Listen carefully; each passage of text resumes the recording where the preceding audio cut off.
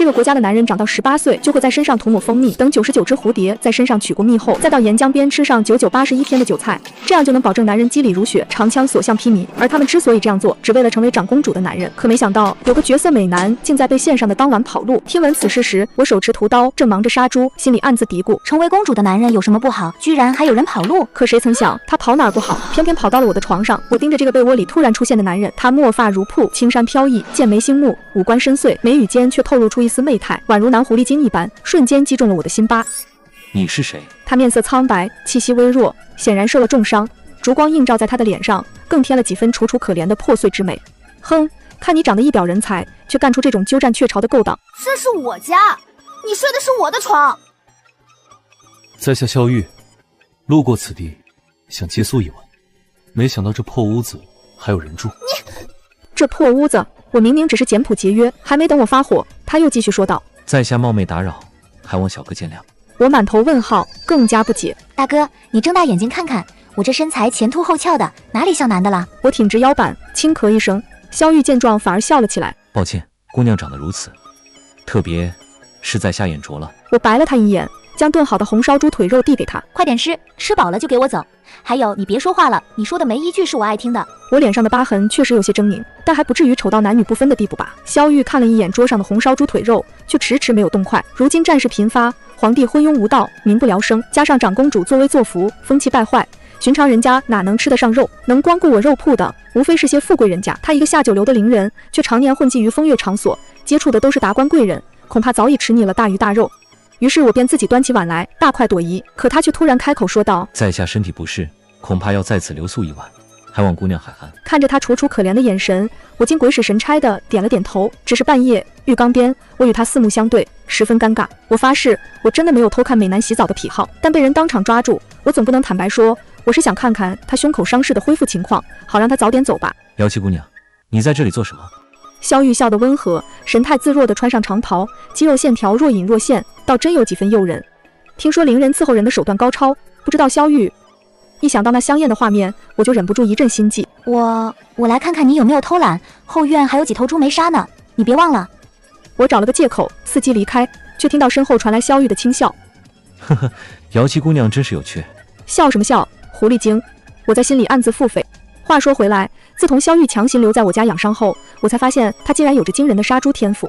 他刀刀精准致命，急躁好动的肥猪在他手下瞬间就没了声息，而且他一点就通，切割猪肉的手法也极为流畅，令人叹为观止。说实话，我还真怕他哪天杀猪杀腻了，趁我不备给我来一刀。遗憾的是，他还没给我来一刀，命运就先给了我一刀。长公主驾到！官兵将整条街的人都压了起来，跪在那红衣女子面前，大气都不敢出。我低着头，都能感受到他身上散发出的阴沉压迫感。据探子来报，有个貌美男子逃进了这条街，你们可曾见过画像上的人？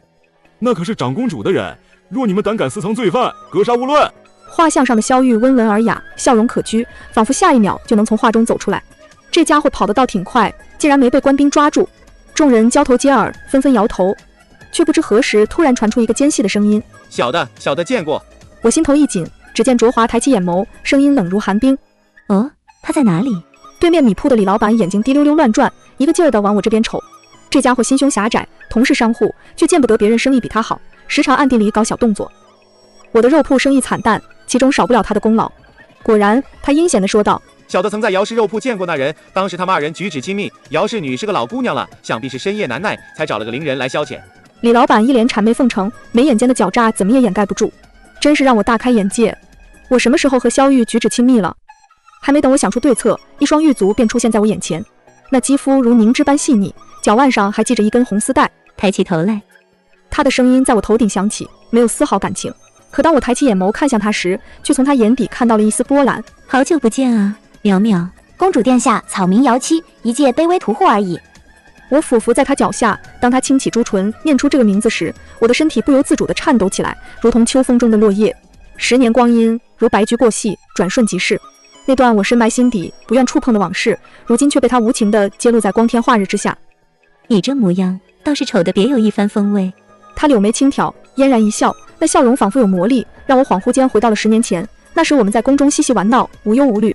我沉默不语，他却突然伸出玉手，轻轻抚摸着我脸上那道狰狞如蜈蚣的疤痕，一遍又一遍，那触感如同冰刃划过心间。你恨我吗？他的声音低沉而略带颤抖，仿佛是从遥远的地方飘来的，让我几乎听不清。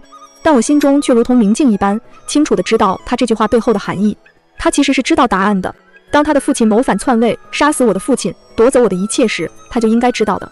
可他还是站在我面前，眼眸中闪烁着复杂的情绪，小心翼翼地询问我：公主殿下，草民真的不是淼淼，草民知错了，您要找的人，他往城门方向跑了。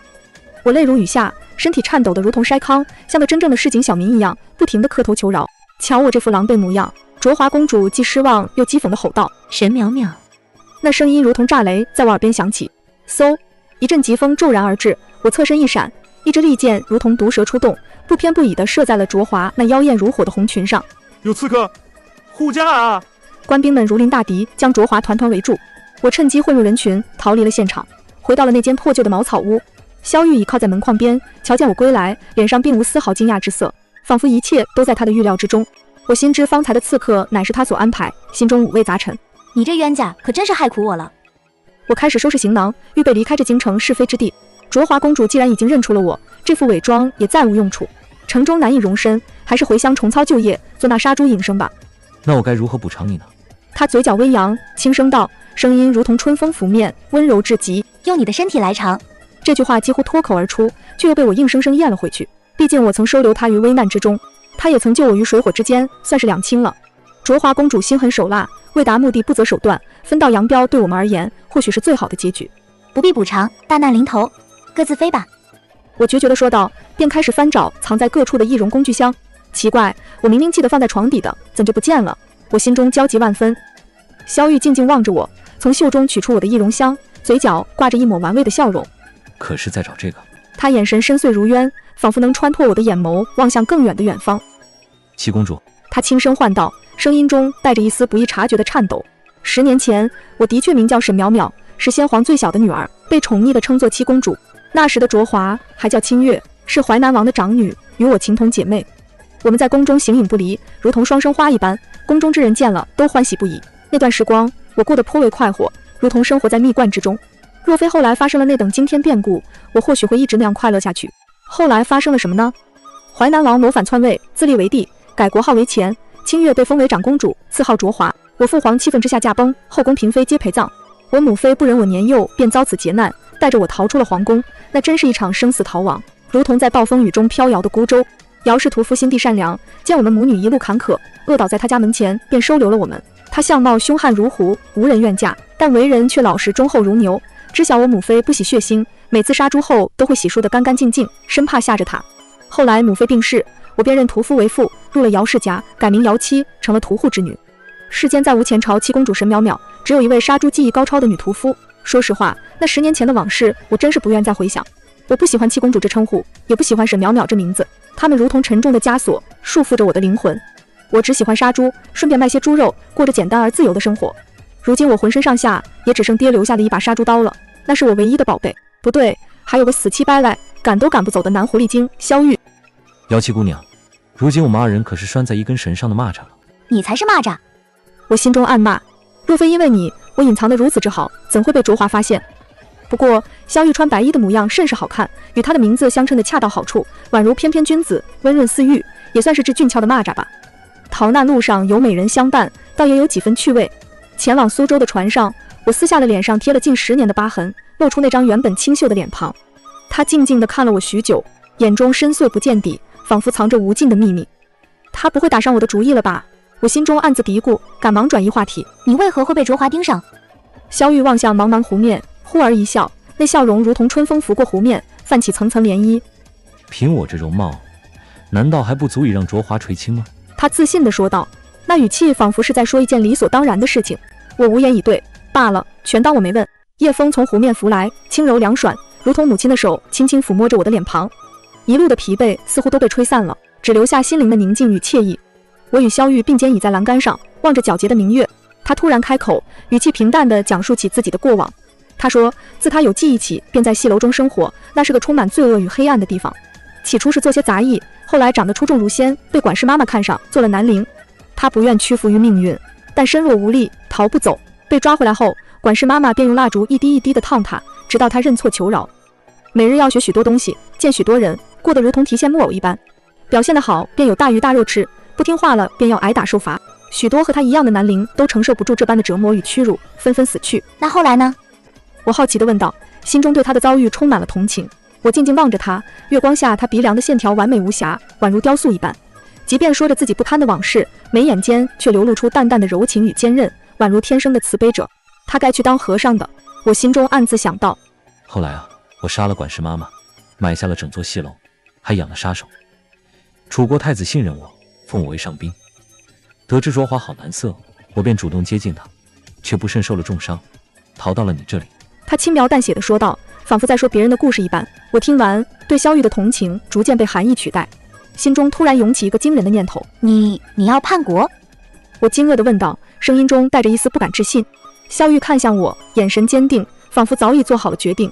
我一夜未眠，辗转反侧，心中无论如何也想不到，看似温文尔雅的他，竟有如此野心勃勃的一面。回想起一路上的经历，我竟与他共度了一个春天。当今皇上昏庸无能，荒废朝政，长公主祸乱朝纲，推翻他明明是最好的选择，不是吗？听了他这些大逆不道的话，我暗自思量着，我该信他的，如他信我一般。可我却害怕地逃走了，只留下萧玉一人站在清冷的月光下。我害怕什么呢？害怕再次流离失所，被这个世道伤害得遍体鳞伤吗？不，我害怕有人会因此牺牲，成为改朝换代的祭品。我害怕身边好不容易多了个相伴之人，却突然又消失不见。我害怕失去萧玉。这个念头一出，我简直为自己的肤浅感到羞愧难当。然而，我却无法否认心中那份对萧玉的依恋与不舍。姚七啊，姚七，我曾以为你这辈子只与猪为伍，情感世界单调如白纸，却不曾想你也有心窍初开的一天。犹豫再三，我终是鼓起勇气，轻轻叩响了他的房门。进来吧。他的声音透着一丝不易察觉的疲惫。他手执画笔，在纸上勾勒出一幅详尽的地图。到了苏州，你便前往此处，我早已安排妥当，可保你一世安宁。那你呢？我忍不住发问，心中涌起一丝不安。萧玉沉默了，直至天边泛起微光，烛火也燃尽了最后一滴油，他才轻声开口：我这一生满是屈辱与沧桑，不足为外人道也。可这世间有多少人如你一般，历经风雨仍坚韧不拔，努力生活？朱门酒肉臭，路有冻死骨。这荒唐的朝代就该被彻底推翻。他的话语铿锵有力，眼中闪烁着的光芒让我有些心疼。那代价呢？我紧紧握住他那骨节分明的手，质问道：难道就要牺牲你这样的人吗？萧玉摇摇头，深邃的眼眸凝视着我，那眼神柔似水，却仿佛隔了万重山水，遥不可及。姚七，我深染尘埃，不值一提，死不足惜。他的话语里满是自嘲与悲凉。胡说八道！我挑眉一笑，调侃道：你在我心里圣洁如仙人下凡，别忘了我可是当过公主的人。我的话语里带着几分骄傲与自豪。公主身为皇室血脉，自当为天下苍生舍生取义，救百姓于水火之中，此乃使命所在。轰隆一声巨响打破了宁静。救命啊！尖叫声此起彼伏，船要沉了，快跑！恐慌如潮水般在船上蔓延开来，剧烈的摇晃让船上所有人惊慌失措。我与萧玉夺门而出，只见熊熊大火已吞噬了船身大半，如一只张牙舞爪的巨兽。不远处的岸边，卓华一身红衣，格外耀眼，如同烈火中的凤凰。我远远望着他，脑海中不禁浮现出年幼时我们偷偷出宫放花灯的情景。那时清月怕火，拿着火石却迟迟不敢点燃，最后哀求我帮他放了花灯。而如今，他望着这燃烧的火焰，眼中却满是得意与疯狂。淼淼，想带走我看上的人，就看你有没有这个本事，一个不留，放箭。他一声令下，万箭齐发，瞬间将船射成了蜂窝状。萧玉，看来卓华对你倒是情深意重啊。我看着眉头紧锁的萧玉，心情却莫名的好了起来。他也跟着一笑，问道：那姚七姑娘有何妙计脱身？我望着波涛汹涌的湖面，轻笑一声，那笑声在风雨中显得格外清脆。36计，走为上策，跳！卓华抬了抬手，官兵们随即停下了即将射出的箭。他出神地望着我们离去的方向，湖面的涟漪在他眼中一圈圈荡开，直到我和萧玉消失在他的视线中，他都未曾回神。幸运的是，卓华并未下杀手。萧玉将我抱上岸，他湿透的衣衫紧贴着健硕的身躯，那滚烫的体温似乎透过冰冷的衣衫直抵我的灵魂深处，撩拨得我心神荡漾。老天，这实在是太撩人心弦！我咽了咽口水，直勾勾地盯着他那完美的身材，差点流下哈喇子。回去再看个够。萧玉叹了口气，抬手轻轻戳了戳我的脸颊，既好气又好笑。啊！我还没回过神来，就突然听见身后树林传来一阵窸窸窣窣的脚步声。七公主，楚国太子楚城在此有礼了。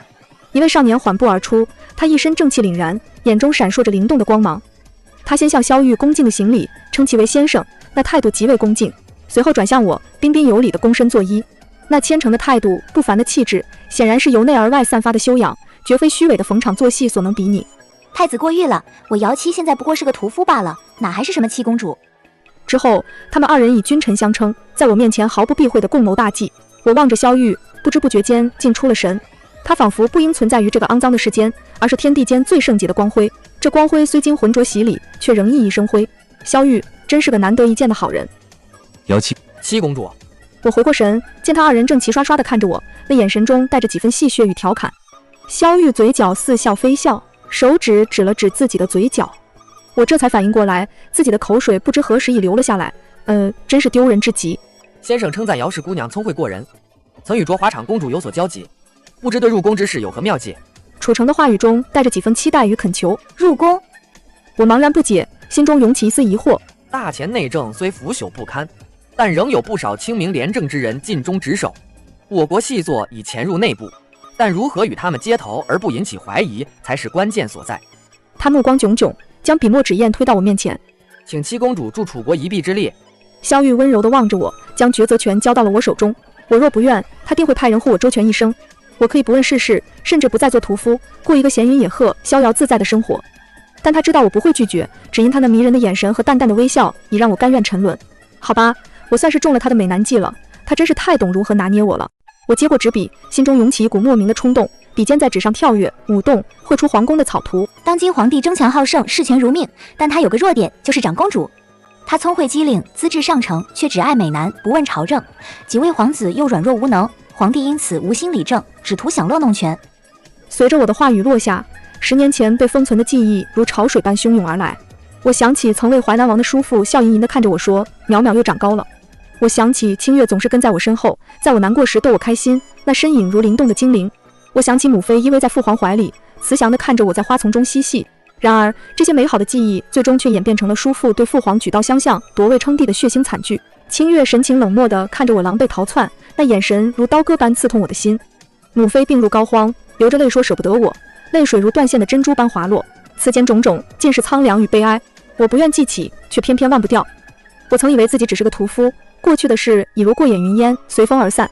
但当我真正撕开那封存的记忆时，扑面而来的却是无边的悲哀和痛苦，如同黑洞般将我吞噬。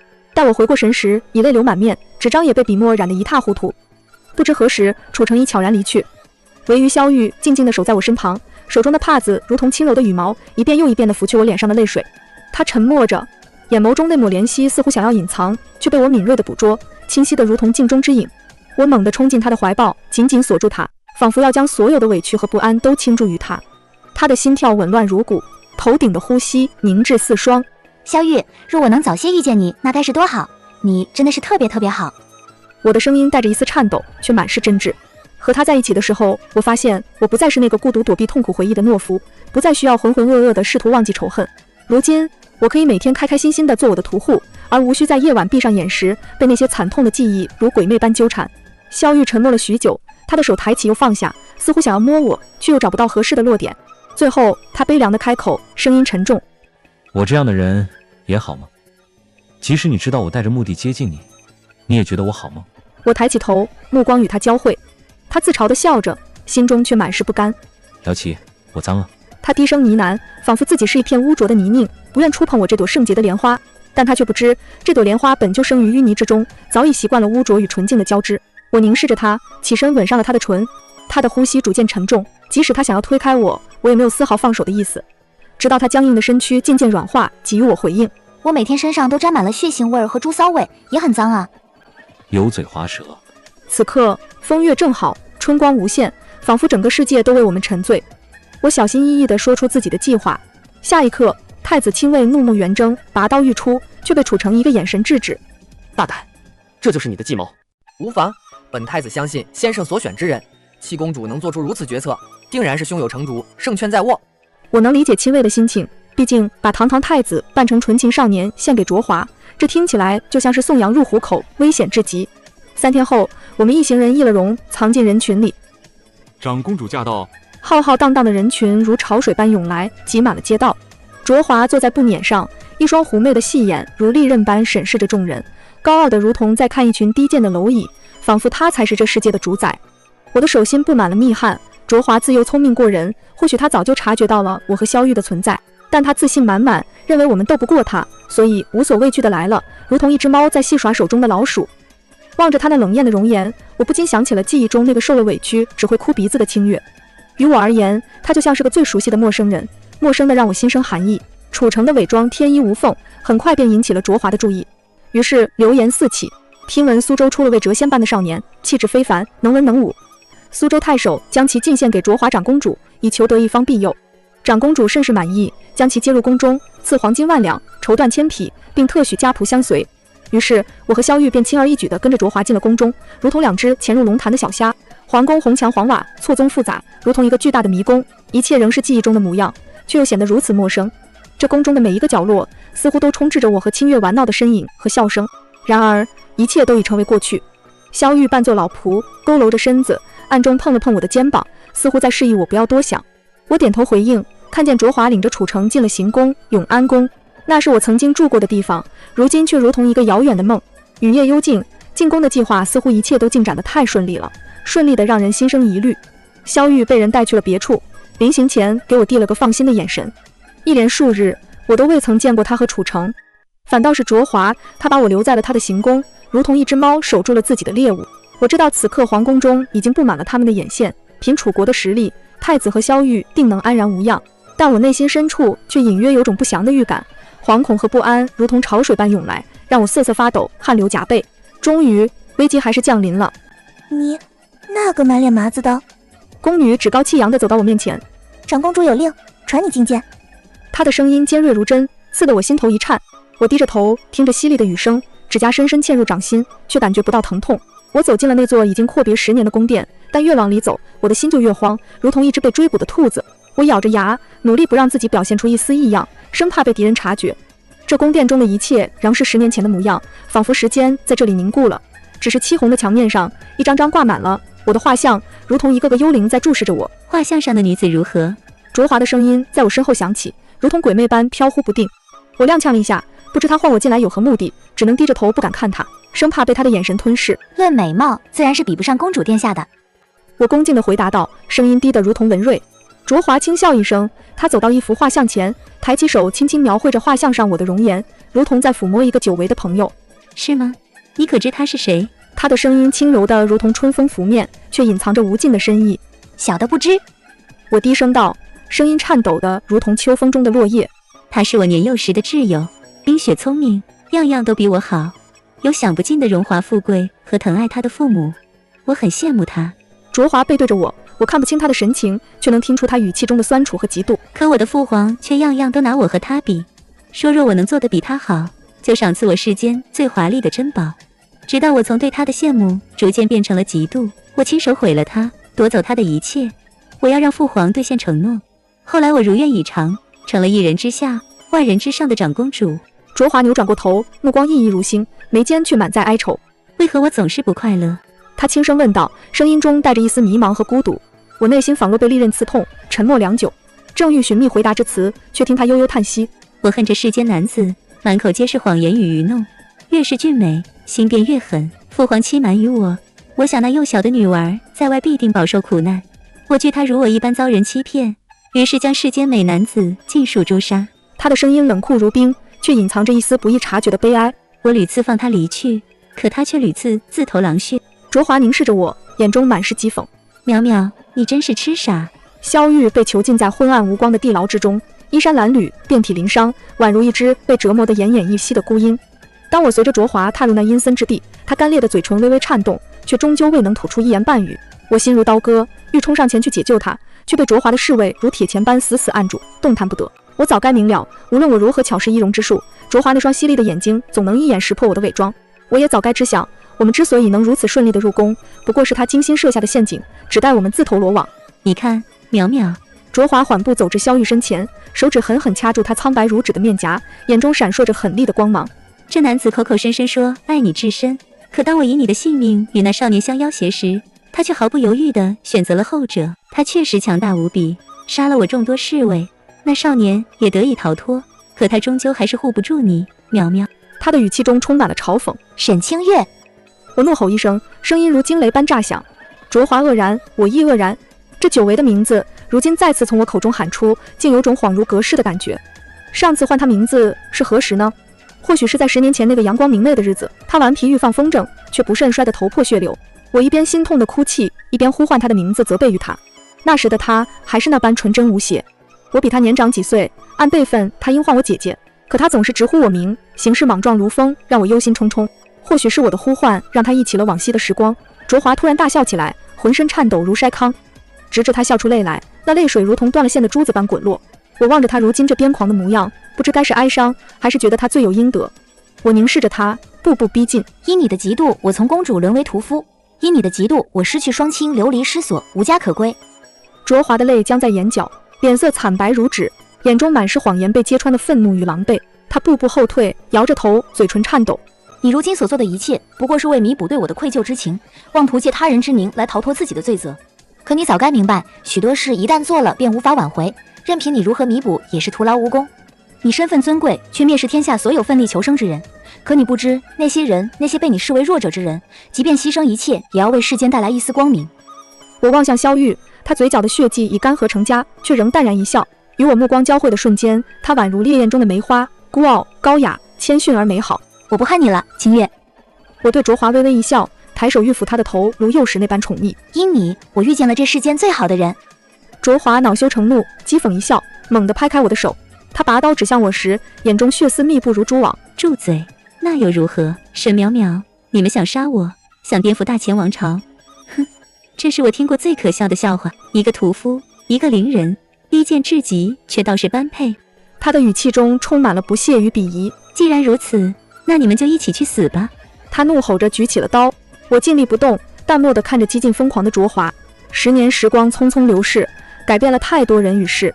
若一切未变，如今的卓华是否仍是那个纯善如水的清月呢？我不禁黯然神伤。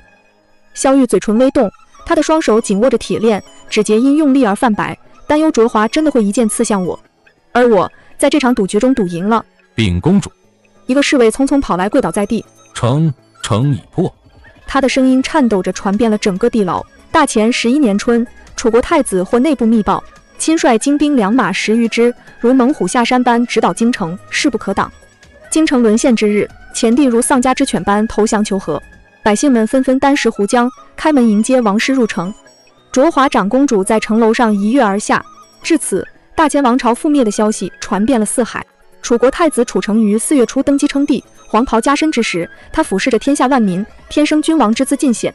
然而他望向萧玉之眸中始终满含敬仰，即便即将登基为帝，他仍自称我，那份谦逊与低调让人敬佩不已。萧玉果真没有看错人，这天下迟早属于这少年英主。先生，请随我入宫任我的帝师吧。楚成欲赐太傅之位给萧玉，然而却被萧玉婉言谢绝了。若殿下愿意，我永远是殿下的老师，但于我而言，有你就足够了。他的目光温柔似水，情意绵绵地望向我。可这么多人看着呢，我脸颊微红如霞，心中却甜如蜜糖。楚成心领神会地笑了笑，为答谢我之功劳，赐我郡主之名，并许我一世荣华富贵，如萧玉一般。我拒绝了这份厚礼，但我提出了2个心愿以表心意。第一个心愿是求得清月的尸身，将她葬于10年前我们曾一同放灯的河畔。那日河边柳絮随风飘舞，我望着皇宫的方向愣神许久。淼淼，再与我同去放一次风筝吧。城破之日，清月弃剑于地，跌作尘埃之中。他神情恍惚地望着我，不知想起了什么往事而心生感慨。楚成带兵掌控朝廷大局后，萧玉被接去疗伤休养，地牢中仅剩我与清月，相对无言，却心绪难平。我应了他的请求，与他并肩走遍宫中每一角落，如幼时那般细细回味那些遗憾而珍贵的时光片段。直至我们走上城楼，他望着下方茫茫楚国大军，突然问姚七：淼淼，他真的很好吗？会骗你吗？不会，他是个极好的人。好到即便能与楚成一同逃出宫去，也要折返回来救我于危难之中。好到世间与我之间，他从未想过舍弃任何一个。清月听了我的话后，如释重负地笑了笑说：那就好。随后他将风筝放上天空，然后从城楼之上跃下。我泪如泉涌，伸手却只抓住他袖角的一缕余香。风筝飞向天际，清月坠落地面。咚的一声巨响，我与过去的10年时光终于告别了。姚氏肉铺在万众瞩目中重新拉开序幕，街道两旁张灯结彩，洋溢着一片喜气洋洋的氛围。传闻中的掌柜竟是一位貌若潘安、风度翩翩的美男子，且他定价公道，亲民如林，引得前来购肉的队伍蜿蜒如长龙，蔚为壮观，爆竹声声，震耳欲聋。孩童们在人群中穿梭嬉戏，我静坐于一隅，目光掠过这热闹非凡的街道，心中却涌动着一股前所未有的宁静。这盛世繁华，历经10年风雨飘摇，终于再次绽放于人间。自街坊邻里得知我乃前朝七公主，又蒙当今圣上宠爱有加后，夸赞之声如潮水般涌来，我耳畔几乎要生出茧子。而那些曾经嘲讽我嫁不出去的流言蜚语，如今已无影无踪。对面米铺的李老板不知因何触怒天颜，遭官府抄家，如今举家迁回故乡，音讯全无。大东家，月月这小家伙又不肯吃东西了。小伙计怀中抱着一头毛茸茸的小乳猪，那小猪精神萎靡，耷拉着脑袋，我怕它受寒，特地亲手缝制了一个布兜，它却倔强地扭动着身体，拱着那粉嫩的小鼻子，那模样像极了清月幼时被淮南王训斥时的不甘与倔强。